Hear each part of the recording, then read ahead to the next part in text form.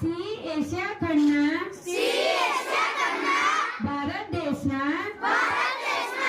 ગુજરાત રાજ્યના સૌરાષ્ટ્ર વિસ્તારમાં કુદરતી રીતે વિહરે છે આપણા બધાના સહિયારા પ્રયાસોથી સિંહોની સંખ્યામાં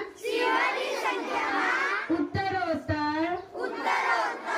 વધારો થયો છે. આથી ગુજરાતના ગૌરવ સમાન એશિયાઈ સિંહોના સંરક્ષણ માટે હું ખંતપૂર્વક મારું યથાયોગ્ય યોગદાન આપવા પ્રતિજ્ઞા